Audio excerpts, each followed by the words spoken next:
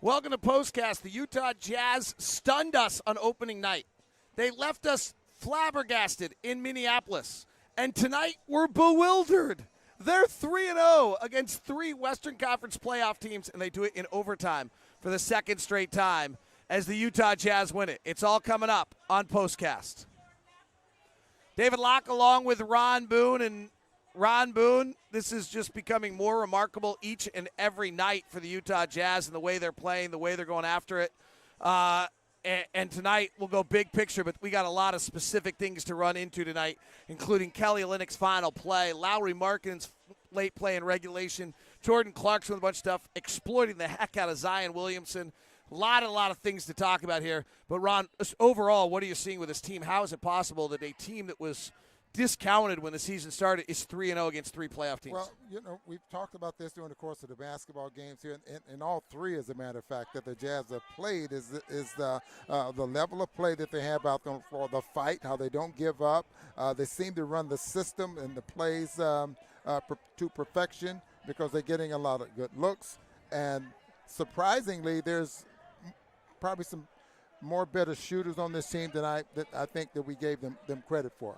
Markkanen, who only had 2 points in the fourth quarter and in the overtime, is really the star of this team. The numbers analysis is whether or not the usage you took away from Donovan, you're moving in all these different spots, and maybe we underestimated what Clarkson could do with a little more usage, what Conley could do, what Lauri Markkanen is, and so that this team is not missing as much, and then it's just way better defensively than what we thought. Maybe that's the analysis. That's for another day. Let's dig into this one. Final play. Let me chop into that as well, because I think this is since you made a little comparison of last year, this is a better offensive team than last year. We have better shooters from top to bottom, and so I think that's really making a big difference. That's separating this team from last year. Now, whether last year's team was a better team than this one is another story. But I think as far as shooters are concerned, there's more on this team than there was last year. All right, let's get into this. We're going to work backwards. The final play of the night by Kelly Olynyk. The Jazz had gone down and scored. The Pelicans went down. C.J. McCollum hit a remarkable shot. Kelly Olynyk then scores the game winner. But let's take through this play. Conley starts in the backcourt. Markkanen inbounds. The other two guys are spaced. The inbound comes to Olynyk. Markkanen comes at Olynyk off the inbound. Conley comes at Markkanen from the backcourt. He fakes handoffs to both, turns the corner, goes one-on-one on the smaller defender, and scores with a finger roll to win it. I think what's remarkable about this, now just think about this. Conley was in the backcourt, right? Who was defending him? I think Alvarado or Graham. I think it was C.J. McCollum. Oh, was it? So when Conley goes through, C.J. McCollum ended up, whoever was guarding Kevin Olynyk ended up going for the fakes maybe, or thinking that they had to pick up Markkanen or something like that. And then when Olynyk goes toward the basket, then that was McCollum who had to slide over. Do we think the play was designed for Kelly Olynyk? I'm on yes, you're on no, right? We're going to find out from the Will Hardy press conference here? Let's put it this way. We'll find out from the – but I think Kevin Olynyk may have been the third option. Okay. The other angle on this is just the overall kind of presence we're seeing out of Will Hardy.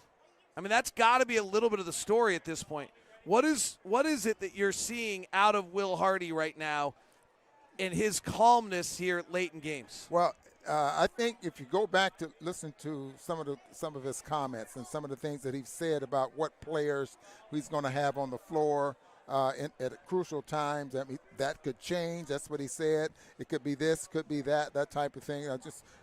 During that run, when the Pelicans was getting back in the ball game, when they made that tremendous run in that fourth quarter, outscoring the Jazz 26-17 there in that fourth quarter to get back to take the lead. Beasley was on the floor a lot, and C.J. McCollum was going at him. Down the stretch, Beasley was not on the floor. So he went with a different lineup. Even in the closing seconds of the ball game, he puts Conley, Sexton back on the floor. I mean, he's really learning what players can do, and when they're not getting the job done, not afraid to put somebody else in the ball game. It's a pretty remarkable performance all the way around. Lauri Markkanen, 31 points, 12 rebounds, 2 assists. He has a monster first quarter. I think it was 14. The other go-to play of the night, we isolated him at the top and let him go to work. This has become the go-to guy, a 7-footer who's doing all sorts of remarkable things, including going to the free throw line 11 times. Yeah, he's doing some remarkable things. Very impressed with him driving and spinning back into the paint, or spinning one way or the other, and still, balanced enough to where he can knock down a little mid-range jump shot there offensively. And then, the rebounding the basketball. I mean, this is, you got 3 7-footers who can play multiple positions there, the forward or the center position. So that's really helping the Jazz as far as rebounding is concerned. The Jazz out-rebounded this Pelicans team by 1 tonight. So three-point shooting was supposed to be a huge part of this win for the Jazz. They didn't win it that way. They made 13 threes, where the Pelicans made 8. The Jazz take so many more than the Pelicans. They didn't actually do it. Well, they won this game in a different – I mean, that's a 5-shot advantage. But yeah. I thought they were going to have to win the three-point line by 20, 25 points. They only won it by 15. Well, they did, but, David, they've been averaging during the first 2 ball games 14 makes a game, and they had 13 tonight. So, well, then maybe I was surprised the Pelicans ended up with 8. Maybe I overestimated what I thought we were going to have to do to beat the Pelicans. The other part of this game tonight is talking about game plan and ball movement. Quite honestly, the Jazz really, really exploited Zion Williamson to the point where whether he was available or not is not clear after Clarkson had the big block and he fell hard to the ground. But he did not return to the game after that, and I honestly think he didn't return to the game because they were better when he was off the floor. The Jazz really exploited Zion Williamson in just about every way imaginable. And Valanciunas there as well, but you could really tell throughout the ball game who the Jazz were going after. And as you mentioned a number of times, he would relax on the weak side of the floor. And with the ball movement and the action that the Jazz have going on the weak side of the floor, he was getting picked off, and the Jazz were able to really take it to him. He had a pretty good scoring night, ended up with 25 points, but it wasn't anything that was so effective that, it was McCollum, for the most part, who was probably more effective with his points than Zion Williams. The number one thing everyone's going to ask is this sustainable? We're going to go back to that idea. This was the question 2 years ago, constantly when the Jazz started well. Is this just an early energy burst, and they have so much energy right now? We're asking these guys what's going on. They're giving us the same answer every single time. We're dogs. This is their mentality of who they are. Are you seeing a basketball team that can legitimately compete for the entire season with Denver, Minnesota, New Orleans, projected playoff teams, or do you still need to see more? I think I need to see more, David. And if I had to say, is it sustainable, I'd have to say no. Teams are going to figure it out. Their coaches are very smart in this league, so they'll figure out something and realize what the Jazz are doing and try to take them out of the success that they've had. But being sustainable doesn't mean they won't have opportunities to win basketball games. Being not sustainable doesn't mean they're not going to have opportunities to win basketball games. Well, it's a really interesting start to the season, one we didn't anticipate.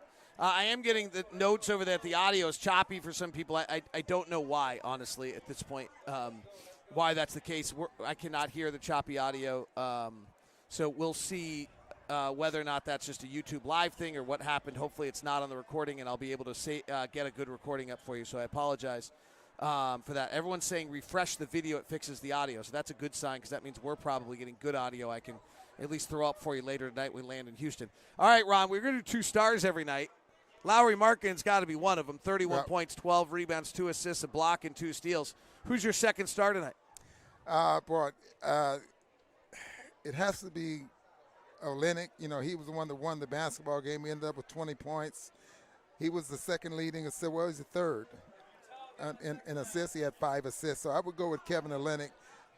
Even aside for him making the winning shot, that he would probably be the star of the show. I want to give a little bit of tribute to Jordan Clarkson. I just thought he did a lot of ball handling. It's turning out that Colin Sexton is not a natural point guard, and so Clarkson has really turned into our second point guard, and he just is playing with such incredible patience. It's so impressive. Yeah. He's running the show, and which is something that's not natural for him, I think, as far as being a point guard. I thought toward the end of the ball game, he was trying to take it over there as well and play the way he played last year. So you're absolutely right. He had 8 assists tonight. I don't think he had 8 assists all last year, but he's trying to play a little bit different role. So I'd agree with you. But I think I'd take Kevin Olynyk. We don't get the kind of performance out of Kevin Olynyk every night as we did tonight. 5 assists, I think. He's just so versatile, has so much to do conducting the game. Jazz win it 122-121. Regular Locked On Jazz coming to you tomorrow. Might even have a Twitter Spaces with Ron Boone tomorrow because it's a back-to-back. We'll be on the floor. It's kind of endless. It's kind of awesome. Stunned the first night, I think, as I started it. Flabbergasted the second. I'm now bewildered. Amazing.